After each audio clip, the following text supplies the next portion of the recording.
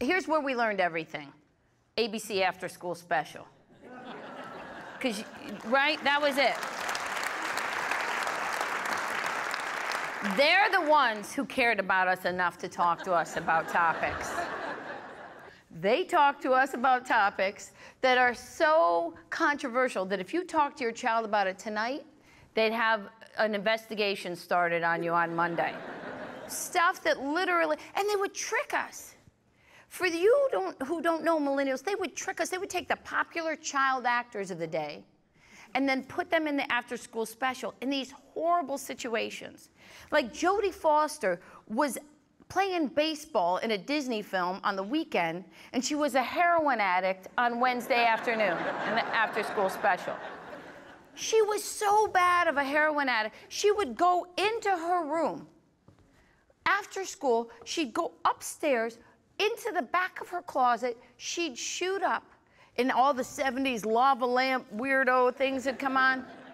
And she'd come out of the closet, which I still find ironic.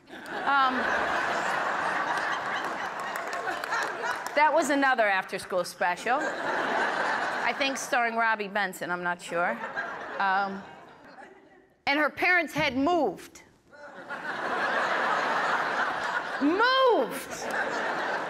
It wasn't just say no, it was your people will go, right? That's why no one of our generation does heroin, because we saw what the hell happened to Jodie Foster. That's why.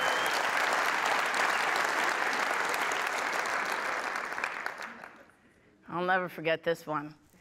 This one, if you saw this, it changed your life, changed mine. There were these kids that were playing on the playground. Just playing, swinging on swings, sliding down slide, by themselves, by the way, because you could back then, right? There are play dates now. That's what they do with kids. That was a whole thing for me. When I became a parent, I didn't know about that. My son was 5. He wanted to have a play date with this little boy, Justin. But that meant I had to call Justin's mother and coordinate their schedules so they could pick boogers simultaneously.